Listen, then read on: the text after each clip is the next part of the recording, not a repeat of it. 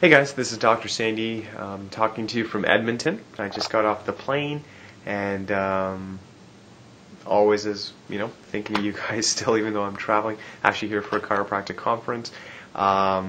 Stopped by the convenience store and there was a big issue there from McLean's dated August 23rd, and it obviously caught my attention because I'm always thinking of you guys as well. It's saying, do you trust your doctor? Okay, and if you can pick that up, you can check it out on your own. Basically, they're saying in the article that compared to 10 years ago, patients feel that the doctors now, the medical doctors, are caring less for their patients today than 10 years ago, and that was 40% of people.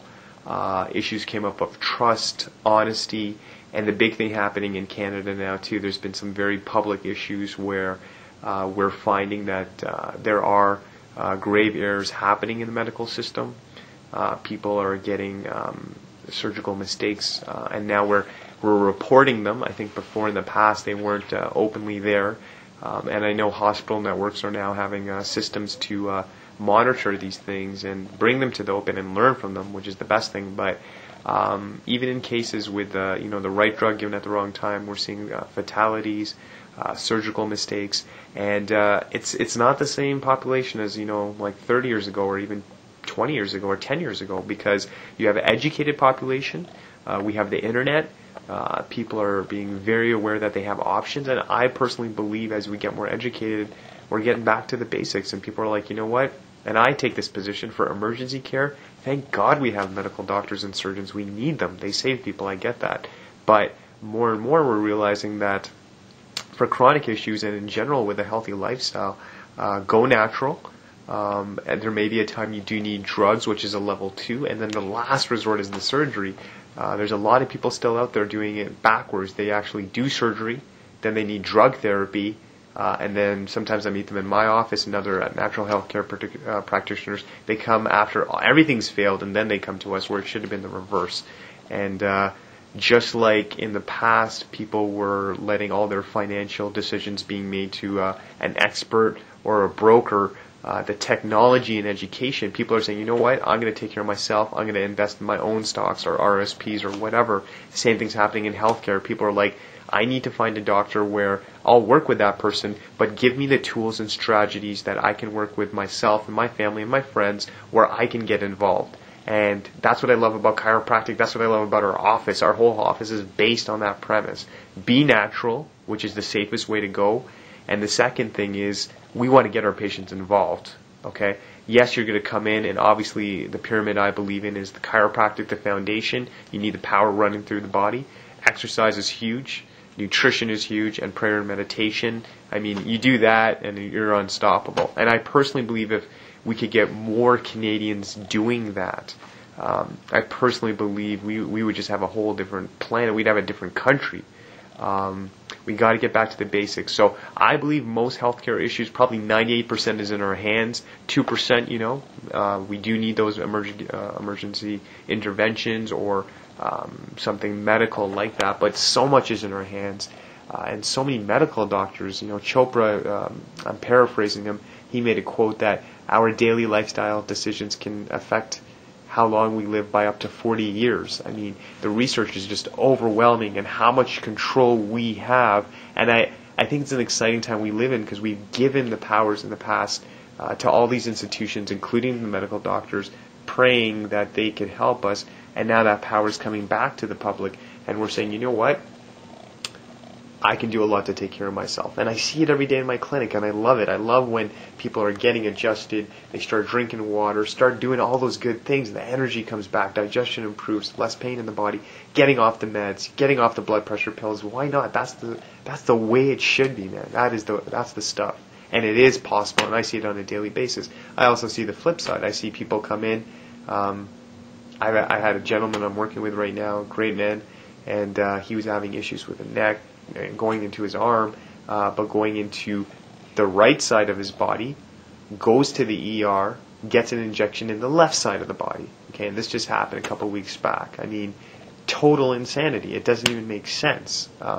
Totally unacceptable, but these errors happen on a regular basis. I've had patients I've worked with in the past where they're getting a surgery done, and I've seen this more, it seems like, unfortunately, in female patients, where without the patient's permission, the doctor's like, well, this patient probably doesn't need this organ or that organ, so I'll take it out.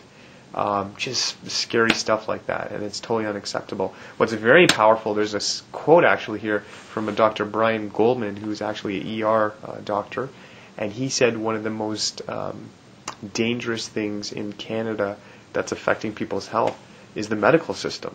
And this guy's actually working in the emergency section, taking care of people, and he's even saying that, like, one of the most dangerous things out there is the medical system we have. It's affecting Canadian people. I mean, that's a very bold statement. His name's Dr. Brian Goldman.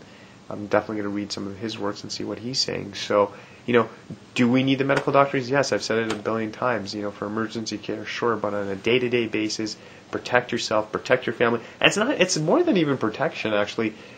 When you start to live that natural lifestyle where you get the most out of life, you're eating good food, you're getting adjusted, taking care of the spine, you're exercising, you're doing all these beautiful things, man, the only side effects is up and up, more energy, more vitality. You'll become a better parent, a better lover, a better spouse. You'll honestly, if you're healthy, you'll make more money. You'll read more, you become more creative. You max out. I really believe for all of us, anyone watching this right now, God gave us a gift when He gave us life. And why not juice it out? Let's max it. I think He wanted us to obviously max it out.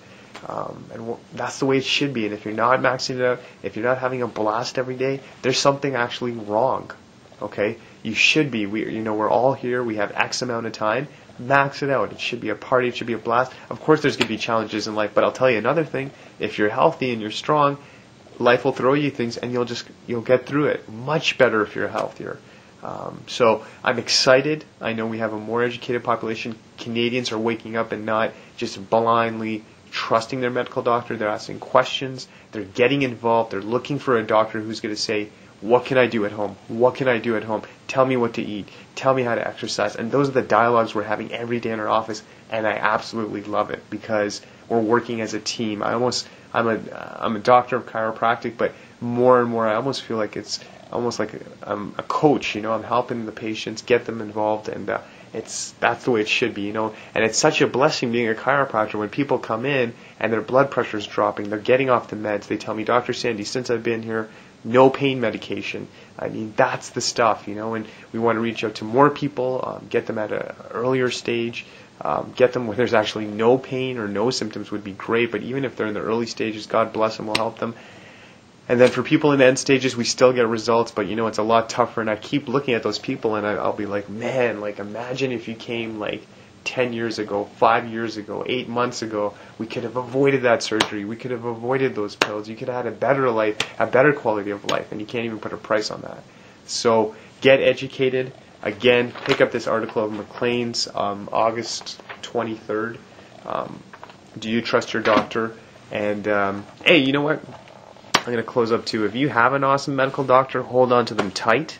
I know for myself, I have medical doctors I've taken care of in the past. I have one under care right now, and some of those doctors are great people. If you have a great medical doctor, hold on to them tight.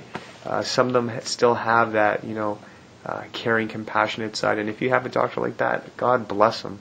And I can even tell you in my 10 years of practice, more and more I've had patients go to the ER, and the ER doctor will actually say, go see your chiropractor. I'm getting more referrals than ever before from medical doctors.